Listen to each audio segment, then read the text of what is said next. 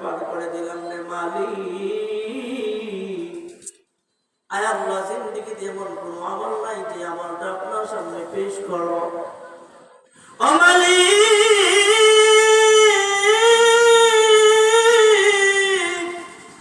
জীবনটাকে গুনায় গুনায় গুনায় গুনায় পার করে দিলাম।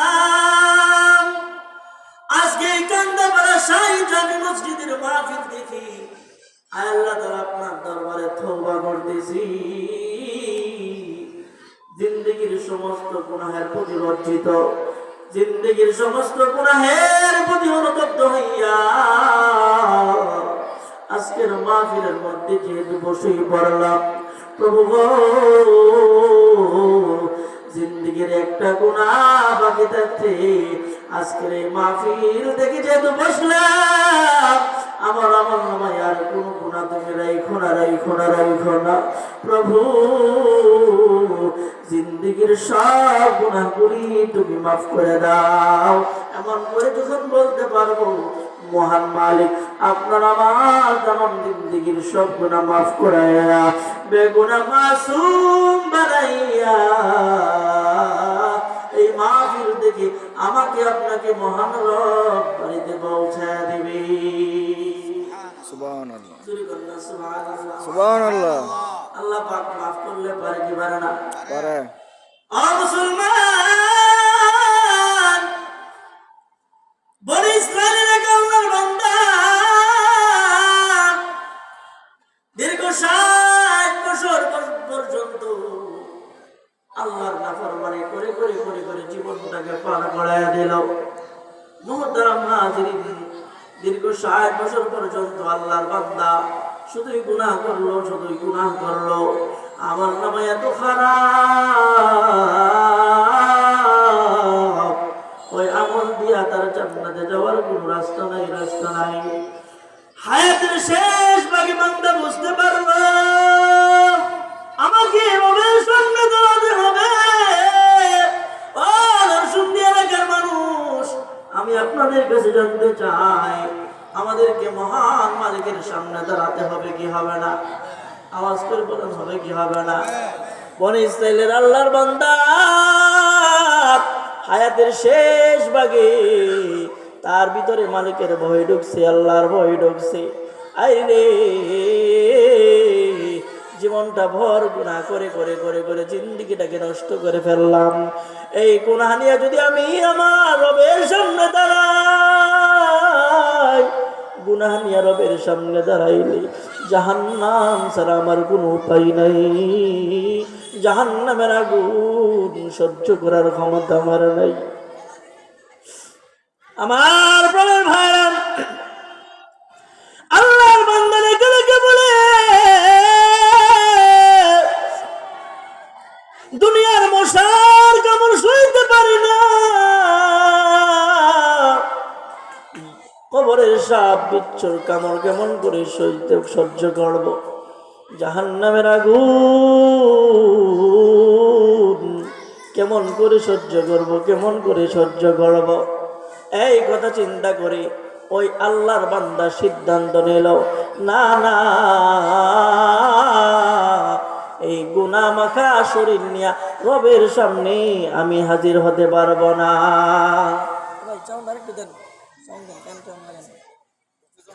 মুহতারাম হাজিরিন, কথাগুলো ধীরে ধীরে বুঝবেন। আল্লাহর বান্দা চিন্তা করলো, না, আমার এই গুনাহ মাখা চেহারা রবের সামনে আমি দাঁড়াইতে পারবো না। তাহলে কি করা যায়? কোনো এক উপায়ে রবের কাছ থেকে দূরে দেখা যায় কিনা একটু চেষ্টা করে দেখি। মুহতারাম হাজিরিন, আপনাদেরকে আমি জিজ্ঞাসা করতে চাই, দুনিয়ার যত চেষ্টাই আমি করি না কেন, সকল চেষ্টা করেও কি আল্লাহর কাছ থেকে ধরা না দেওয়া কি সম্ভব হবে নাকি? আওয়াজ করে বলেন, সম্ভব হবে নাকি? না রে মুসলমান, না।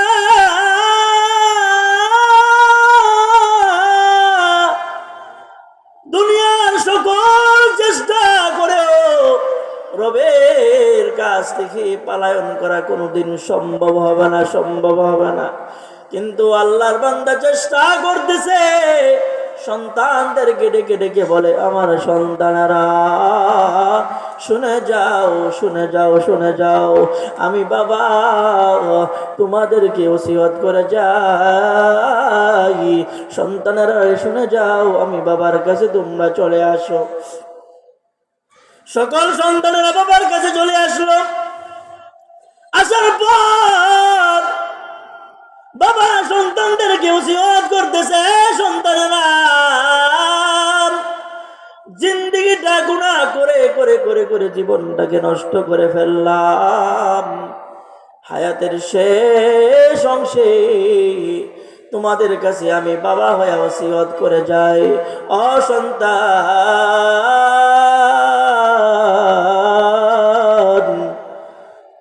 আমি বাবার যখন মৃত্যু হয়ে যাবে, আমার মৃত্যু যখন চলে আসবে, মরণের পর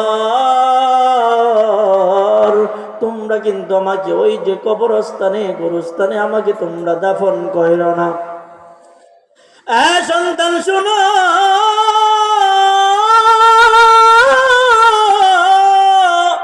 আমাকে কবরস্থানে কবর দিবা না। কেন সন্তান জানো? কারণ আমি শুনলাম কবরের মধ্যে আযাব আছে, আযাব, কবরের মধ্যে সাপ আছে, কবরের মধ্যে বিচ্ছু আছে, কবর অন্ধকার কবর।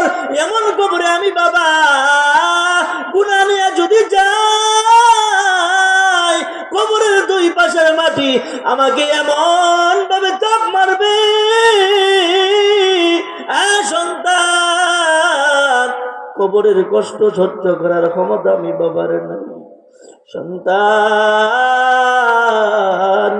আমি বাবার ওসিয়ত হলো, আমার যখন ইন্তেকাল হয়ে যাবে, আমার যখন মরণ হয়ে যাবে, তোমরা আমার লাশটাকে কিছু লাকড়ি জমায়া ওই লাকড়ির মধ্যে আগুন জ্বালায়া আমি বাবার লাশটাকে ওই আগুনের উপর জ্বালায়া, আগুনের উপর রাখিয়া আমি বাবার লাশটাকে পুড়ায়া সারখার করিয়া দিবা।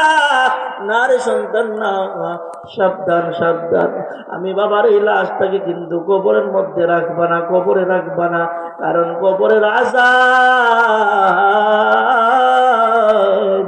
সহ্য করার ক্ষমতা কারণেই কারণেই। আমার প্রাণের ভাইরা, কিতাবের মধ্যে ঘটনা লেখে, ওই আল্লাহর বান্দা যখন ওসিয়ত করে যায়, সন্তানদেরকে বলে, আমার লাশটাকে কবরে রাখবা না, আগুন দেয়, আগুন দিয়ে পুড়াইয়া দিবা, আগুন দ্বারা আমার লাশটাকে পুড়াইয়া সারখার করে ফেলবা। শুধু তাই নয়, যখন আগুন দ্বারা পুড়াইয়া সারখার করে দিবা, আমার এই লাশের যে ছাইগুলা হবে, এই ছাইগুলাকে দুই ভাগে তোমরা বিভক্ত করবা। এক ভাগ ছাই সমুদ্রের পানিতে বাসায়া দিবা, আরেক ভাগ ছাই তোমরা বাতাসের মাধ্যমে উড়াইয়া দিবা, বাতাসের মধ্যে উড়াইয়া দিবা। আমি আমার এই দেহটা রবের সামনে দাঁড়াতে চাই না,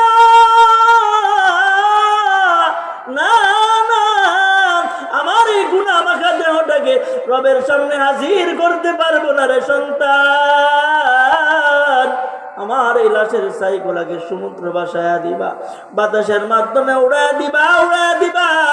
কিতাবের মধ্যে ঘটনা লেখে, সত্য সত্যই ওই বাবার যখন ইন্তেকাল হয়ে গেল, সন্তানেরা লাকড়ি জমায় আগুন ধরায়া বাবার লাশটাকে বাবার ওসিয়ত মতো পোড়ায়া সারখার করে দিল। ছাই বানায়া ছাইগুলা দুই ভাগ করে এক ভাগ ছাই নদীতে বাসায়া দিল, আরেক ভাগ ছাই বাতাসের মাধ্যমে উড়ায়া দিল। বাবার ওসিয়ত মানল, আল্লাহ রাব্বুল আলামিন ওই সমুদ্রের পানিকে ডেকে ডেকে বলে, এই সমুদ্রের পানি, তোমার মধ্যে আমার বান্দার যেই সমস্ত ছাইগুলা তুমি সমুদ্রের যেথায় যেথায় আমার এই বান্দার ছাইগুলা পৌঁছিয়া গেছে, এই সমুদ্রের পানি তুমি সমস্ত ছাইগুলা তুমি জমা করে দাও। কারণ সুবহানাল্লাহ, সমুদ্রের পানি আল্লাহর কথা শুনে কি শোনে না? আর জোরে কোন আল্লাহর কথা শুনে কি শোনে না? মুহতারাম হাজিরিন, পৃথিবীর সব কিছু আমার মালিকের কথা শুনে, পৃথিবীর সব কিছু আমার আল্লাহর কথা শুনে, বাতাসও আমার আল্লাহর কথা শুনে, সমুদ্রের পানি পর্যন্ত আমার আল্লাহর কথা শুনে। মুহতারাম হাজিরিন, ওই যে আল্লাহর বান্দা তার ছাইগুলা সমুদ্রেতে ভাসায় দিল, আল্লাহ রাব্বুল আলামিন সমুদ্রের পানিকে ডাক দিয়ে বলে, ছাইগুলা তুমি জমা করে দাও। আল্লাহর নির্দেশ পাইয়া সমুদ্রের মাঝখানে যত ছাইগুলা ছিল সমস্ত ছাইগুলা সমুদ্রের পানি এক জায়গায় জমা করে দেয়। শুধু তাই নয়, আমার আল্লাহ পাক বাতাসকে ডেকে ডেকে বলে, এই বাতাস, তোমার মাঝখানে যেথায় যেথায় আমার এই বান্দার ছাইগুলা পড়ছে, দুনিয়ার যে সমস্ত জায়গায় আমার বান্দার ছাইগুলা পড়ছে রে, সমস্ত ছাইগুলাকে তুমি এক জায়গায় জমা করে দাও। আল্লাহ পাকের কথা শুনিয়া সমস্ত ছাইগুলাকে বাতাস এক জায়গায় জমা করে দিল। আল্লাহ রাব্বুল আলামিন এই সমস্ত ছাইগুলাকে একত্রিত করায়া আল্লাহ রাব্বুল আলামিন এই ছাইগুলার মধ্য দেখে ওই মানুষকে আবার পুনরায় জিন্দা করিয়া দেয়। আল্লাহ পারে কি পারে না?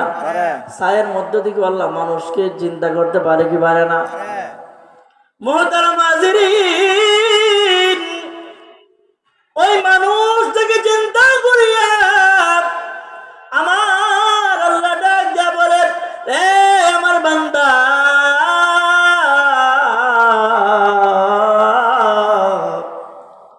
কেন রে মনটা করেছিলা, কেন কেন কেন জবাব দাও। আল্লাহর বান্দা ডাক দিয়া বলে, মালিক, জীবনটাকে গুনাহ করে করে করে করে জীবনটাকে নষ্ট করে ফেললাম। আয় আল্লাহ, মৃত্যুর শেষ মুহূর্তে আয় আল্লাহ তাআলা আপনার ভয় আমার অন্তরে ঢুকছে রে মালিক। আয় আল্লাহ তাআলা এমন ভয়, কবরের ভয়, জাহান্নামের আগুনের ভয় আমার অন্তরের মধ্যে যখন ঢুকলো, ও মালিক, আয় আল্লাহ তাআলা জাহান্নামের এই আগুন থেকে মুক্তি পাওয়ার জন্য আয় আল্লাহ সন্তানদেরকে ওসিয়ত করে আসলাম, আল্লাহ জাহান্নামের আগুন সহ্য করতে পারবো না, কবরের আযাব সহ্য করতে পারবো না রে মালিক। এই জন্য আপনার দরবার থেকে পলায়ন করতে গিয়া সন্তানদেরকে নসিহত করে আসলাম। আল্লাহ বলেন, আমার বান্দা, তোর হায়াতের শেষ অংশে তুই যখন আমি আল্লাহকে ভয় করছস, আমার জাহান্নামকে তুই ডরাইছস, কবরের আযাবকে তুই ভয় পাইছস, এই বান্দা যা, আমি আল্লাহ পাক তো এত রহমান, আমি আল্লাহ তো এত দয়ালু, আমি আল্লাহ তো এমন ক্ষমাশীল, আমার নাম তো গাফফার, আমার নাম তো সাত্তার, আমার গাফফার নামের খাতিরে, আমার রহমান নামের গুণে, এই বান্দা যা, তুই যেহেতু আমাকে ভয় পাইছস, এই ভয়ের কারণে আমি আল্লাহ পাক তোর পিছনের গুনাহগুলাকে আমি আল্লাহ পাক ক্ষমা করে দিলাম। যা বান্দা, আমি আল্লাহ তোকে জান্নাতের মেহমান বানায় দিলাম। সুবহানাল্লাহ। আর একটু জোরে কোন সুবহানাল্লাহ। মুহতারাম হাজিরিন, এই জন্য হামেশা সব সময় আমাদের